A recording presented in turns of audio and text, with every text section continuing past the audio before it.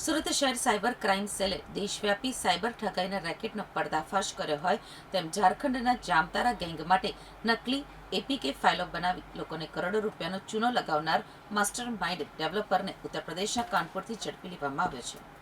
Surat cyber crime cell APK ફાઇલો મોકલી ઠગાઈ આતરતી આંતરરાજ્ય સાયબર ગેંગના માસ્ટર માઇન્ડ સુધી પહોંચવામાં સફળતા મળી છે. ઝડપાયેલો આરોપી રોહિત વિરેન્દ્રસિંઘ સાક્યને ઝારખંડના જામતારા ગેંગ માટે પીએનબી વન સહિત અનેક બેંકો, RTO challan, KYC update, customer support, PM Kisan, ટીમાર્ટ અને અન્ય સેવાઓના નામે દેખાવમાં અસલી લાગતી એપીકે ફાઇલો તૈયાર કરતો હતો. આ ગેંગના સભ્યો આ એપીકે ફાઇલો વોટ્સએપ મારફતે લોકોને મોકલતા કોઈ વ્યક્તિ એપ ડાઉનલોડ કરીને ઇન્સ્ટોલ કરે એટલે તરત જ મોબાઈલનો સંપૂર્ણ એક્સેસ ઠગોના હાથમાં પહોંચી જતો. ત્યારબાદ મોબાઈલના SMS, contact, call log, photo gallery તેમજ બેન્કિંગ માહિતી મેળવી ખાતામાંથી રૂપિયા મ્યુલ એકાઉન્ટમાં ટ્રાન્સફર કરી દેવાતા હતા.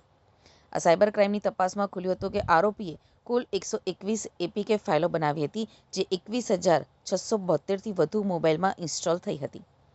તેમાંથી 2,928થી વધુ લોકો ભોગ બન્યા અને કુલ 64 કરોડ 38 લાખ રૂપિયાથી વધુની છેતરપિંડી થઈ હોવાનું સામે આવ્યું છે. સુરત સાયબર ક્રાઇમ સેલે ટેકનિકલ સર્વેલન્સના આધારે આરોપી રોહિત વિરેન્દ્રસિંઘ સાક્યને ઉત્તર પ્રદેશના કાનપુરથી ઝડપી પાડ્યો છે. તેની પાસેથી મોબાઈલ ફોન અને લેપટોપ સહિતનો મુદ્દામાલ પણ કબજે લેવાયો છે.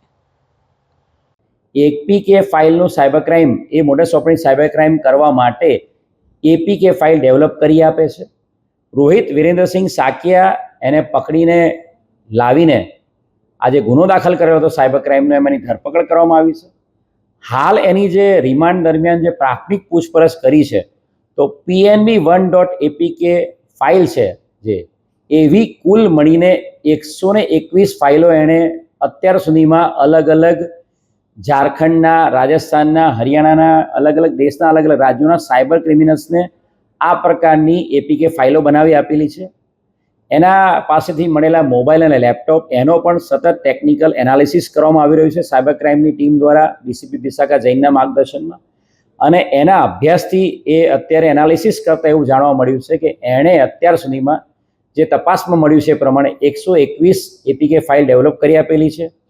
આ 121 ફાઇલ સાયબર ક્રિમિનલ્સે ટોટલ મળીને 21,672 અલગ અલગ મોબાઈલ ઇન્સ્ટ્રુમેન્ટમાં મોકલી આપેલી છે. એટલે કહી શકાય કે 22,000 જેટલા લોકોના એપીકે ફાઇલના સાયબર ક્રાઇમ કરવા માટે મોકલી આપવામાં આવી હતી.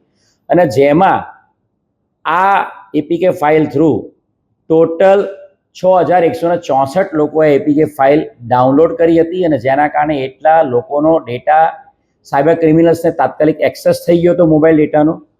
કુલ મળીને 2,928 લોકો આ એપીકે ફાઇલ્સ થ્રુ સાયબર ક્રાઇમનો ભોગ બન્યા છે, જેમના બેંક એકાઉન્ટમાંથી ટ્રાન્ઝેક્શનો થઈ ગયા છે, જેમના બેંક એકાઉન્ટમાંથી પૈસા ઉપાડી લેવામાં આવ્યા છે. અત્યાર સુધી તપાસમાં એ જાણવા મળ્યું છે કે કુલ મળીને આ 121 એપીકે ફાઇલ થ્રુ 54,000 બેંક ટ્રાન્ઝેક્શનો સાયબર ક્રાઇમના થયા છે.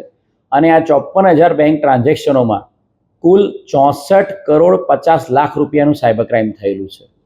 એટલે ખૂબ મોટી સફળતા આ રોહિત સાક્ય, જે ઉત્તર પ્રદેશનો રહેવાસી છે, આરોપીને પકડીને આ એપીકે ફાઇલ ડેવલપરને પકડીને ખૂબ મોટી સફળતા સાયબર ક્રાઇમના જે બદી છે એને નાબૂદ કરવામાં સાયબર ક્રાઇમ બ્રાન્ચ સુરતને મળી છે. આ એપીકે ફાઇલની જે મોડસ ઓપરેન્ડી છે એની વાત કરીએ તો અલગ અલગ દેશના સાયબર ક્રિમિનલ્સ આવા ડેવલપરોનો કોન્ટેક્ટ કરતા હોય છે. જે ડેવલપરો બે પ્રકારની ફાઇલ બનાવી આપતા હોય છે. એક એપીકે ફાઇલ જે અલગ અલગ વિક્ટિમ્સ, જે ફરિયાદીઓ છે એને મોબાઈલમાં નાખવા માટેની એક એપ્લિકેશન ડેવલપ કરી આપતા હોય છે, અને બીજી એક એમની એડમિન એપ્લિકેશન ક્રિમિનલ્સ માટે બનાવી આપતા હોય છે. જે આરોપીની પૂછપરછ કરી એમાં એની જે પૂછપરછમાં એને ખબર પડી છે અમને કે એ મંથલી સબસ્ક્રિપ્શન બેઝ ઉપર, મોબાઈલનું જે મંથલી સબસ્ક્રિપ્શન હોય, આ એપીકે ફાઇલનું મંથલી સબસ્ક્રિપ્શન બેઝ ઉપર એ ફાઇલ ડેવલપ કરી આપે છે. પહેલા મહિનાના સબસ્ક્રિપ્શનના 15,000 રૂપિયા લે છે અને પછી દર મહિને આ ફાઇલ હજી વધારે એ લોકોને જોઈતી હોય સાયબર ક્રિમિનલ્સને તો એ સબસ્ક્રિપ્શનના બીજા 15,000 દર મહિને લેતો હોય છે. એટલે મંથલી સબસ્ક્રિપ્શન બેઝ ઉપર એપીકે ફાઇલ ડેવલપ કરી આપે છે.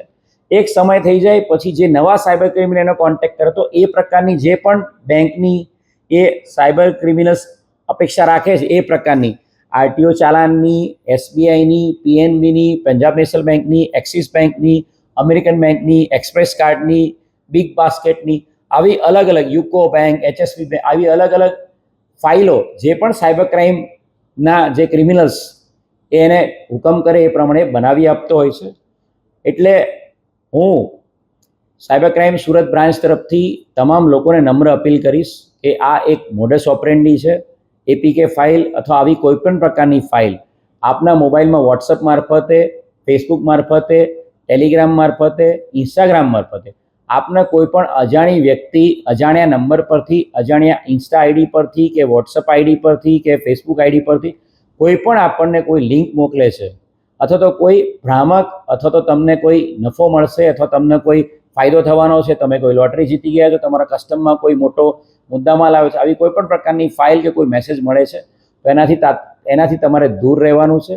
અને વધુ એક અપીલ કરીશ હું તમામ સુરત શહેરની જનતાને, આપની સાથે કોઈ પણ પ્રકારનું સાયબર ફ્રોડ થાય છે તો આપ બેઝિઝક આગળ આવો અને સાયબર ક્રાઇમ બ્રાન્ચ સુરતનો કોન્ટેક્ટ કરો. અમે પ્રયત્ન કરીશું કે આપની જે અરજી છે એ તાત્કાલિક એની એફઆઈઆર દાખલ કરવામાં આવે અને આપના ગુનામાં ડિટેલ તપાસ કરીને આરોપીને પકડી પાડવામાં આવે.